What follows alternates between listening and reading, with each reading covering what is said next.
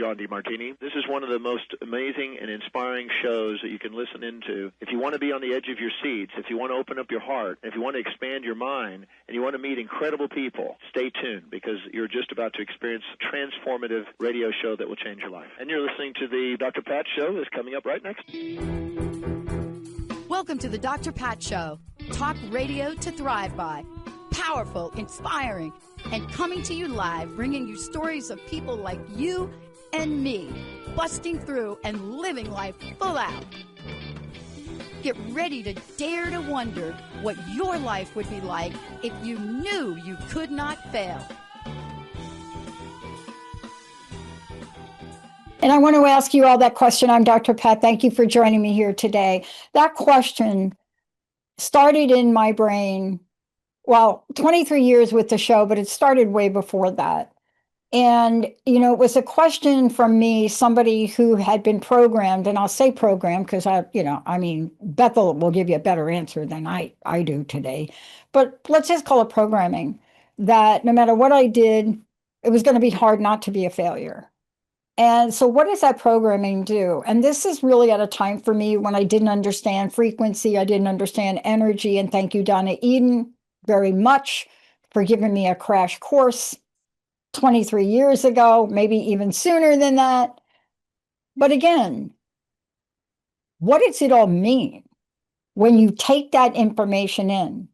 When your world starts to seem chaotic. Today I woke up and here's what I learned, and Bethel's going to walk us through this. Today I woke up and I had 2 emails that were so shocking, not because of anything I did, but they were shocking because the people that sent confidential information,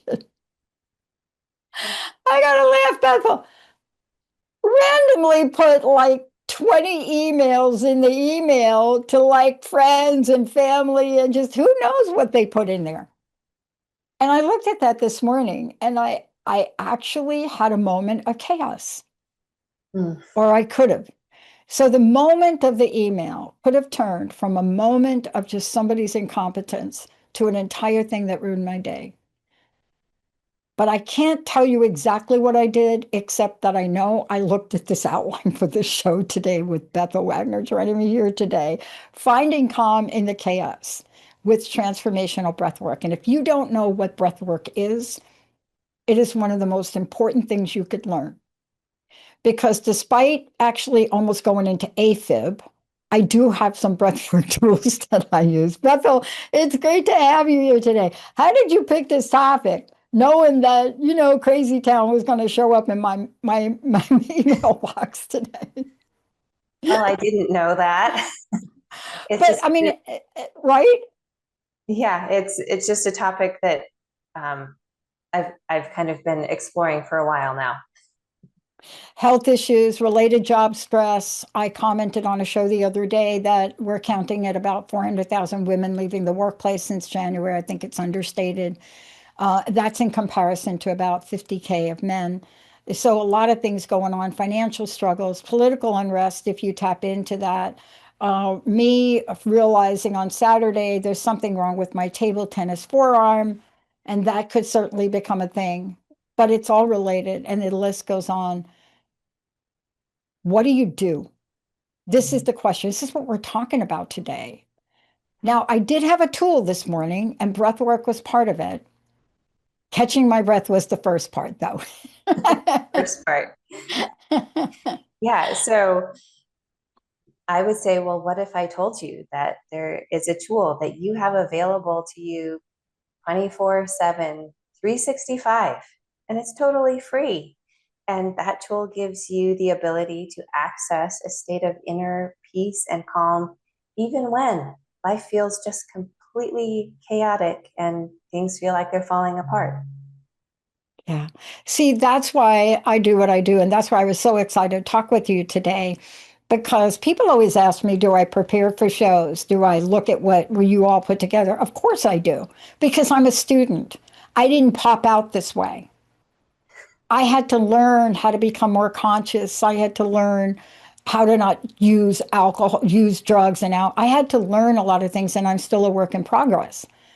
So the fact that I was able to work on this outline, I get up at 2:30 in the morning. I was able to look at this outline, catch my breath, and know what to do. Thank you, Bethel.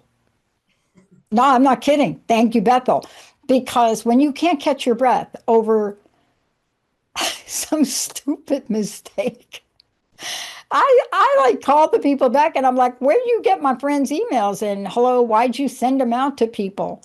And you know, you got to laugh about some things, but let me ask you, we are now learning about the nervous system. I went to see my practitioner last week, and I heard, if I'd heard vagus nerve one time, I must have heard it like 60 times. But let's talk about the nervous system and what is the best way to access and regulate it. Yeah, so the nervous system, number one, is extremely important. That autonomic nervous system is what determines whether we are in that fight or flight response or if we are in a calmer rest and repair side of our nervous system and in our body. So the fastest way to access your nervous system and shift it and regulate it is through your breath. That simple. You could do all sorts of other things, more complicated tools, but your breath is the fastest way to access it. Let's talk about it because it's also super important to shift emotions. I mean, you're seeing me laughing now. I didn't get that way because, like, hello, like it's not coffee. But let's talk about this because I think it is. I think it is something that is free. If we could just get people to know this and then do it, Yeah. right before they get in their car and go to work, and then get in their car from work, and then come back and bring all that, right? But Yeah. let's talk about, does breath work help us shift emotions? Because emotions, they could either be the joy juice or the toxic poison that you put in. Right. So, yes, breath work absolutely can help us shift emotions. Number one, it can just help us to get present and get in touch with what emotion am I even experiencing right now. And it can help us to then actually process that emotion. So, yeah, you have some crazy thing that happens, you go into that fight or flight response. You may notice that maybe you're holding your breath, or maybe you are starting to breathe rapid upper chest through the mouth kind of breathing, which puts you even further into that stress response. So if you start to notice something like that, then you can pick a specific breath pattern to help shift that nervous system back into a calmer state. And then that in turn will help to bring the brain back online and help you think through what needs to happen. And there are even specific breath patterns that are closely linked to specific emotions. So we can kind of reverse engineer it and go, hey, I don't want to be in this fear response. I would like to be in a place of peace or a place of joy or a place of love. And you can choose an appropriate breath pattern to help shift you in that direction. Yeah. You know, I was reading Hawkins' book again, Power versus Force. That was one of the first books that was given to me right before my decision to become sober. And you know, okay, you have to just put it in the context. This, well, what you're looking at now, Bethel, this was not me back in 1987 or whenever they gave me the book. But I read it every year. I go back and read it every year because it's not the only thing I read, but it was pivotal. And I was always shocked by his emotional scale. And so, being the person I am, I always tried to boost myself up from like the bottom of the scale to the top until I realized I don't have to do that. And I think that's part of the problem here with a lot of folks. We don't understand the progression of breath work or energy work or bio or quantum biofeedback. We don't understand the progression. Because even moving the needle, let me ask you this, even moving the needle up a Hawkins scale gives us relief, right? Oh, absolutely. Yeah. If you, yeah, even just taking the edge off a little bit and then taking just a little bit more off. Yeah, it doesn't have to be clear to the other end of the spectrum all in one leap.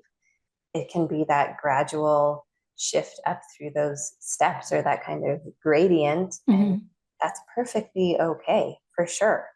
And even just taking that little edge off very often is enough to help you get functional again and figure out what else you can bring in, what else you need to do. So one of the connections I made when I did decide to get clean and sober is I entered what people call 12-step programs now. And what I realized, kicking and screaming, just saying, but I did. And what I realized that my salvation in that program wasn't only the steps and the learning and the hard parts about it. It was the fact that I had to learn how to connect with my higher power, source, and spirituality. And I think one of the mysteries around breath work is, or one of the least amount of things that people realize, isn't it a powerful way to make that spiritual connection? It absolutely is. My very first experience with breathwork was it was like this half-day workshop, and I came in kind of really ready to go. I had some things I really wanted to work on, things I really wanted to release. I guess to preface this as a little bit of background, I grew up in a Christian home, so there was a lot of talk about God and spiritual things. But at the same time, I very often felt like I didn't really have a connection. It just kind of felt distant or abstract to me in some way. And it was not until I went to that breathwork workshop and we laid down and breathed for that hour. It was wild and crazy. Things let loose. I felt like I was releasing generational grief. So it got a little wild and crazy for a portion of that breathwork session. But then after that portion of the breathwork session, I felt for the very first time the most amazing sense of connection to the spiritual. I felt the presence of angels around me. Yeah. I felt like I was being held. I felt like I was perfectly loved. It was the most amazing connection I had ever experienced in my entire life. Mm. That was what got me hooked. That And I experience. think it's the hook for a lot of us. You know, for me, I wasn't as I wasn't as smart out of the gate to really go and study it. I mean, but I had various teachers that taught me in their own ways. Um, what I loved about it was a reintroduction to my spiritual library of connections. And I'm the kid that got kicked out of Catholic boarding school for claiming to talk to Jesus, which actually became a proven, I don't know, what's the word Catholics use? Miracle. It actually, because it was a true thing that they could prove, that's what it was. But they still kicked me out of school anyway. I'm glad they kicked me out. No kid at 6 should be in Catholic boarding school. That's cool. Not sure I've ever heard a positive story. I mean, just like 6 years old. Come on now, you should be in the playground.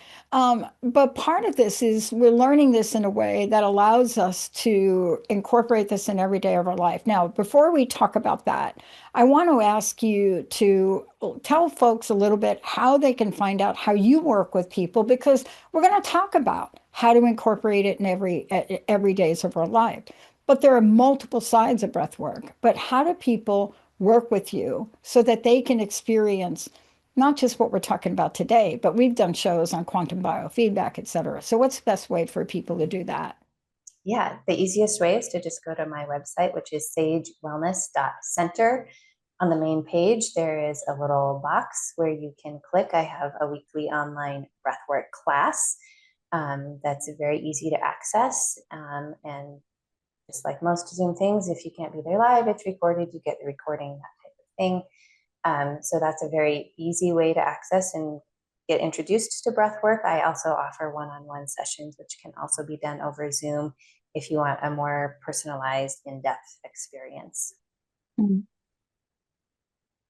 Part of this journey, not just for me, but many people, and I say this with an open heart, I think all of us had another awakening during the pandemic. I know the people I know myself, there was a lot of loss, incredible loss. But for the people that are still here, they were changed. And they entered a world with more stress and chaos than they had before, and they were lost at what to do about it. Now, our network never shut down. We kept doing shows. So that's how I know that the tools we're talking about help people. But how do we heal? How does breath work help us heal? And I'm not just talking about the emotions, I mean physically heal. Yeah.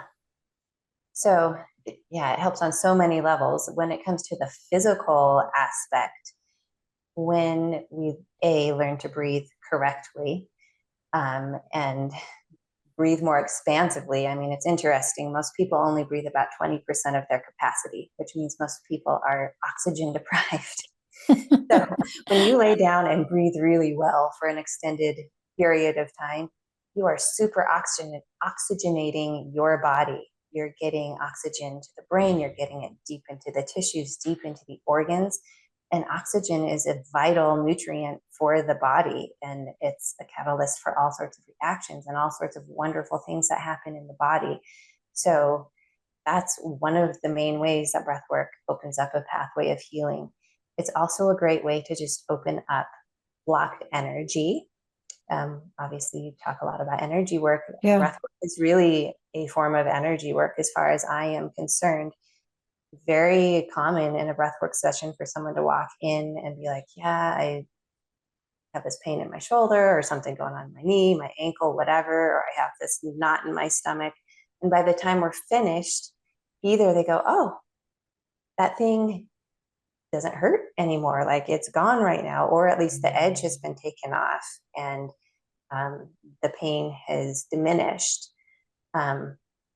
So it is very powerful for beginning to move energy through the body, opening up pathways that have maybe gotten a little bit locked off in some way. And again, like I said, just super oxygenating the body and paying that life-giving energy to the places that need it most.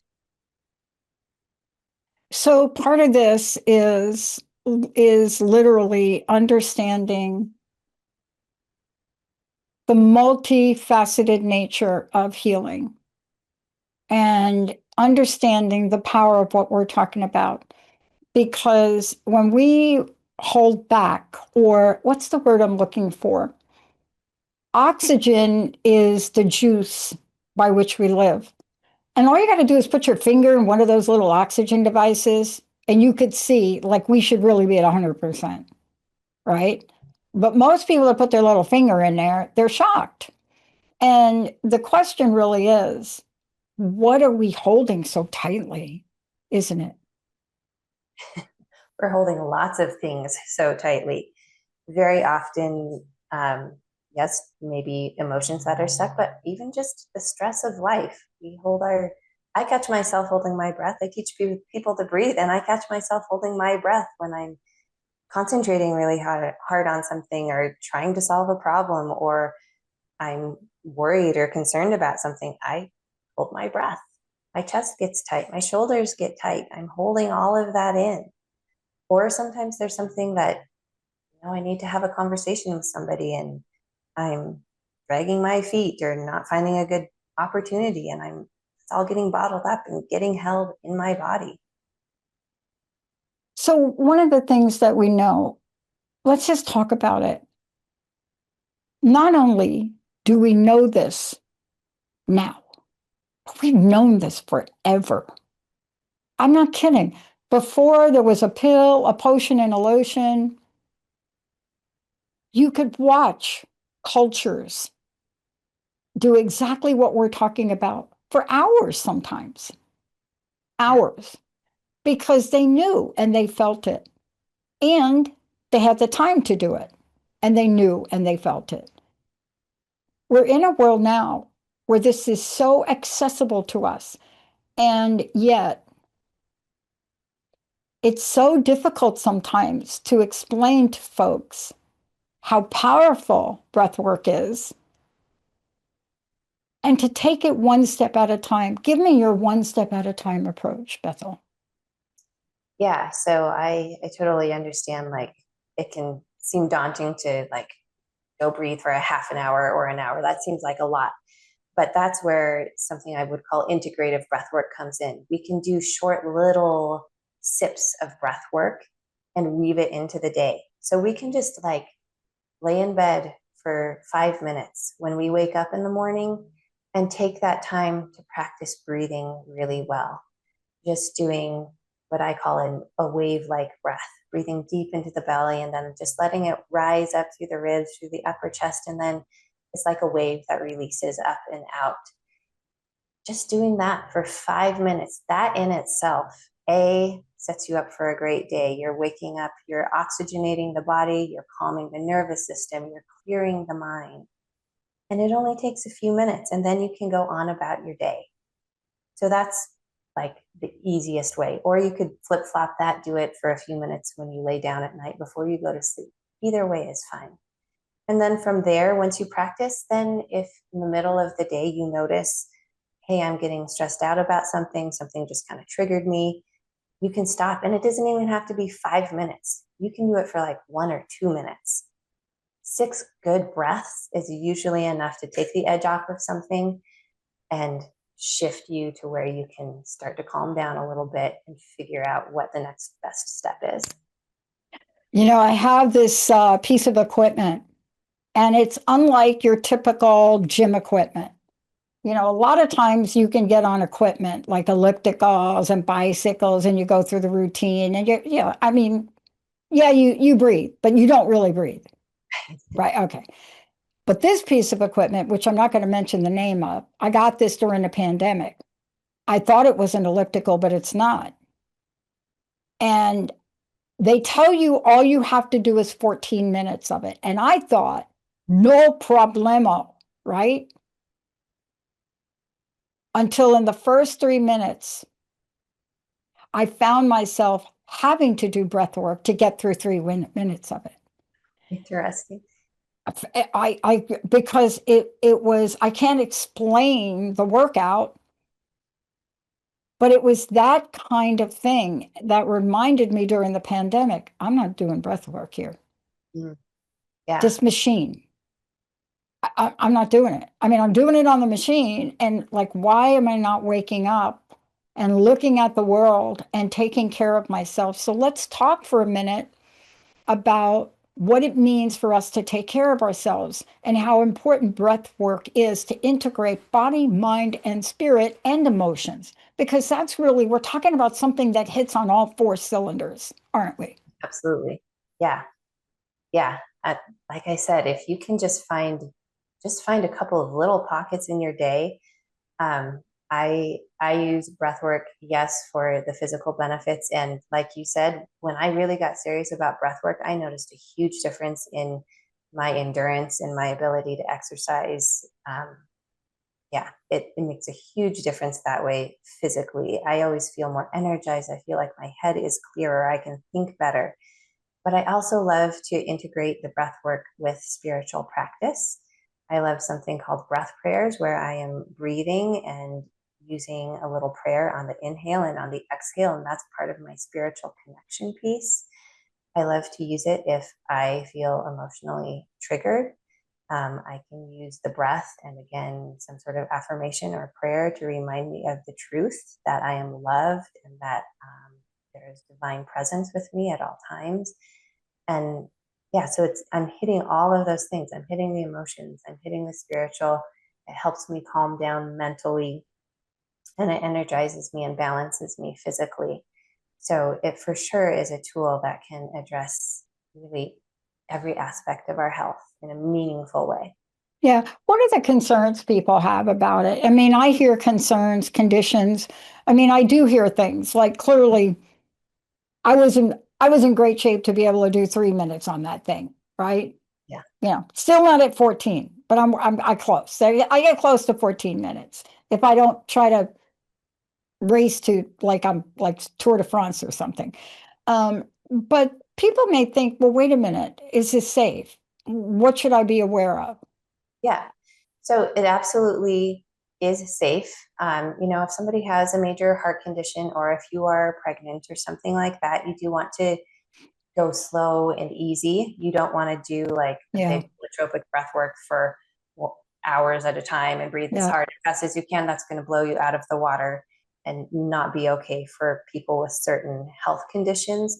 But these more integrative practices I'm talking about, where you're just breathing for 2, 3, 5 minutes at a time, just doing those nice slow breaths in through the nose, out through the mouth, those are so safe and so accessible. And that is not going to damage or injure anybody on any level. So those kinds of practices for sure are completely safe. And if you're wanting to do something more intense, something deeper, then I really recommend doing it with a facilitator. For sure, if you're going to lay down and breathe for an hour, have somebody there who knows what they're doing to guide you, to facilitate you, to make sure that you are held and make sure that you're doing okay throughout that process. Yeah, I completely agree. And there are reasons in my own experience, because especially when I started to use it during my recovery, there were things that, had I not had a practitioner working with me, I just wouldn't know what to do with them. And it does take learning. Isn't that what you're here for, though? Isn't that the way you help people really enter into this space in a way that's going to fit them wherever they are? Right, absolutely. Yeah. Um, the form of breath work I offer is called trauma-informed breath work. So it's very much about just gauging where a person is at, finding out how much they can handle, and just gradually working with them to kind of open up their abilities and their tolerance. And gradually we can sink into deeper and deeper practices and expand the repertoire, so to speak. But yes, when I work one-on-one with people, and even in small groups, it very much is customized to where they are at and what they are needing, so that it is a positive experience for them. So, what's your personal message? What would you like to leave us with today? And thank you so much for bringing this to the forefront. Also, let people know how they can work with you directly. Yeah. So, my closing message would just be that, as we talked about, life can feel completely chaotic, and we can have feelings of worry and anxiety or depression or fear. And no matter how strong that chaotic energy can feel, you actually do have the ability and the power to deeply connect to the power of divine light and life and love. And you can create a space of inner calm and peace through the power of your breath. And you can really become the architect of your own inner world, and then really become kind of a beacon of peace and hope to the people around you. And like I said before, easiest way to get a hold of me is my website, sagewellness.center. I offer group classes once a week, and there's one-on-one sessions available. And I also believe we set up a promo code, which is Breathe50. You get 50% off that first group class if you choose to do so. Perfect. Bethel, thank you so much for everything. And, for somebody like me, I don't know how much more I can say to the audience about the power of this. Dealing with addiction and recovery, it's almost as if I want to create a university for those that are in recovery, some university that really allows them to understand something, one, that's free, and they could be trained. Because what it did for me in my recovery journey, it's not even something I can explain. So thank you for taking this out into the world. You're welcome. Thanks for having me. You bet. And to all of you out there, please, this is something you can do. This is something, once you learn it, it's with you for life. We'll see you next time.